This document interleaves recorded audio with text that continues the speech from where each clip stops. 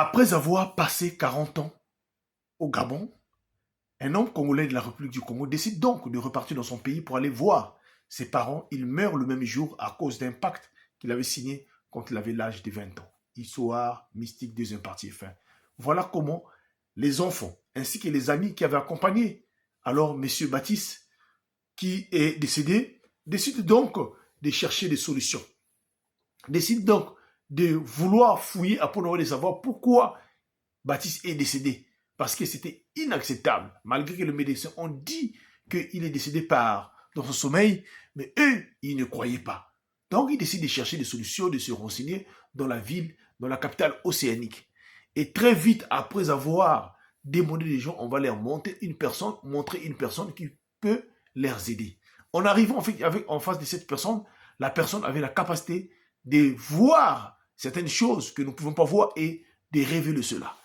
Voilà comment cette personne finit par comprendre qu'est-ce qui avait emmené Baptiste. C'est là où il va expliquer à ses parents, à ses frères et ses enfants, que si Baptiste est décédé, c'est à cause de lui-même. Car quand il avait 20 ans, il était parti voir un féticheur et qui lui avait donné des gris-gris afin que quand il est en train de partir à l'étranger, là où il va arriver, quand il va commencer à avoir de l'argent, il devait toujours penser à ce fameux féticheur-là, l'envoyer quelque chose. Mais sauf que quand Baptiste est arrivé au Gabon, que tout marchait très bien, il a carrément oublié.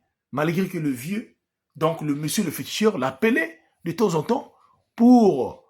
Voilà, Baptiste avait fini par bloquer le féticheur. Voilà comment ce dernier l'avait dit que tu ne restes qu'au Gabon là-bas. Le jour où tu fouleras ta plante des pieds dans la capitale océanique Pointe-Noire, sache que tu ne pourras plus repartir de là où tu viens. Alors, lui, il avait pris ça à la légère. Malgré cela, comme beaucoup des années sont passées, ça fait 40 ans, il s'est dit, mais certainement, c'était fini. Or, le pacte là était toujours là. Il attendait juste un jour quand il devait fouler sa plante de pied à Pointe-Noire.